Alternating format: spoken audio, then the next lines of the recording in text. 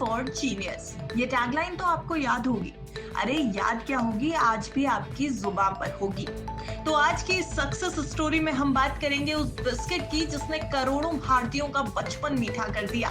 वो बिस्किट जिसे चाय के साथ डुबोकर खाना हमारी आदत बन गई, और वो बिस्किट जो सिर्फ भारत ही नहीं बल्कि पूरी दुनिया का सबसे ज्यादा बिकने वाला बिस्किट है।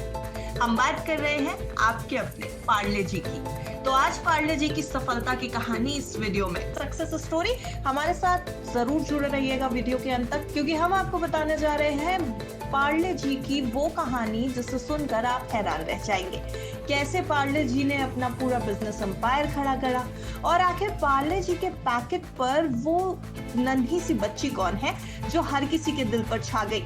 बेहद इंटरेस्टिंग स्टोरी है, बने रहिए हमारे साथ। तो चलिए शुरू करते हैं इस बात से कि पार्ले की आखिर शुरुआत कैसे हुई। पार्ले प्रोडक्ट्स की नींव 1929 में मुंबई के विले पार्ले इलाके में पड़ी। उस वक्त बिस्किट खाना अमीरों की शान हुआ करता था, लेकिन मोहनलाल चौहान और उनकी फैमिली के दिमाग में आया कि आखिर क्यों ना ऐसा बिस्किट बनाया जाए जिसे हर आम भारतीय खरीद सके। इसी सोच से बना पार्ले ग्लूको बिस्किट, सस्ता, स्वादिष्ट और पेट भरने वाला। यही कारण था कि धीरे धीरे पार्ले ग्लूको हर घर तक पहुंच गया। नाम में बदलाव क्यों हुआ, पार्ले ग्लूको से पार्ले जी कैसे बन गया, ये भी काफी इंटरेस्टिंग है। देखिए, दिक्कत तब आई जब ग्लूको नाम को कई और कंपनियां कॉपी करने लगी। लाखों नकली पैकेट बाजार में आने लगे। ऐसे में कंपनी ने 1980 में एक नया नाम रखा, पार्ले जी, और इसी के साथ शुरू हुई एक नई पहचान, एक नई टैगलाइन के साथ। टैगलाइन वही जो हम और आप हमेशा कहते हैं, जी फॉर जीनियस। पार्ले जी सिर्फ बिस्किट नहीं, एक इमोशन है। रेलवे स्टेशन की चाय के साथ हो या स्कूल टिफिन में भूख मिटाने का सहारा, हर भारतीय के दिल में इसकी खास जगह है। इसलिए मशहूर क्रिकेटर सुनील गावस्कर भी इसके दीवाने थे। वो भी जब विदेश टूर पर जाते थे तो ढेर सारे पार्ले जी पैकेट ले जाते थे, लेकिन मजेदार बात ये थी कि कुछ ही हफ्तों में वो सब खत्म हो जाते थे। एक बार तो वेस्ट इंडीज टूर पर उनके पास पार्ले जी खत्म हो गया, और फिर उनके परिवार को मुंबई से लोगों के हाथ पैकेट भिजवाने पड़े। एक इंटरव्यू के दौरान, एक बातचीत के दौरान खुद सुनील गावस्कर ने ये किस्सा शेयर किया है। वैसे सिर्फ गावस्कर ही नहीं, गुजरात के अहमदाबाद के पास एक संत भी पार्ले जी से इतना लगाव रखते थे कि 1962 में निधन तक रोज चाय के साथ यही खाते थे। बीमार शिष्यों को आशीर्वाद के तौर पर पार्ले जी देते थे।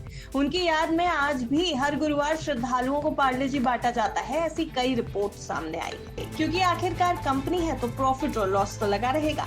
कंपनी के कैटेगरी हेड मयंक शाह बताते हैं कि मार्च से मई 2020 तक पार्ले जी की बिक्री ने 80 साल का रिकॉर्ड तोड़ दिया। मार्केट शेयर में 5% की बढ़ोतरी हुई और 80 से 90% ग्रोथ सिर्फ पार्ले जी से आई है।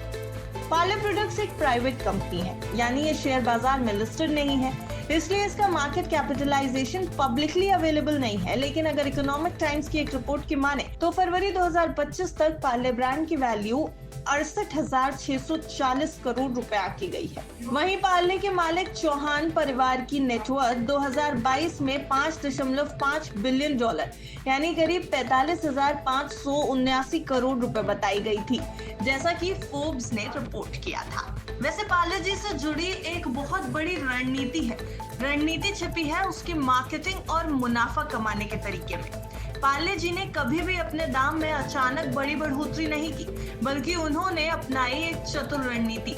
वो रणनीति जिसके जरिए वो घर घर में आज भी फेमस है। आपने ध्यान दिया होगा, पार्ले जी कभी भी अपने दाम तेजी से नहीं बढ़ाता। पार्ले जी का आज भी एक पैकेट 5 रुपए में मिल जाता है, लेकिन इस इन्फ्लेशन की दुनिया में पार्ले जी स्टैंड कैसे करता है? तो वो स्ट्रैटेजी है श्रिंकफ्लेशन की, यानी सिकुड़ने की मुद्रास्फीति, जिसे हम आमतौर पर कहते हैं श्रिंकफ्लेशन। यानी कंपनी धीरे धीरे पैकेट का वजन कम करती रही। 1994 में पार्ले जी का पैकेट 100 ग्राम का हुआ करता था, जो बाद में 55 से 60 ग्राम का रह गया, लेकिन कीमत वही रही। इससे कंज्यूमर को झटका भी नहीं लगा और कंपनी का मुनाफा भी बना रहा। इसके अलावा एक और स्ट्रैटेजी है, बड़े पैमाने पर प्रोडक्शन करना। पार्ले जी का प्रोडक्शन इतने बड़े स्तर पर होता है कि हर यूनिट पे लागत बहुत कम हो जाती है।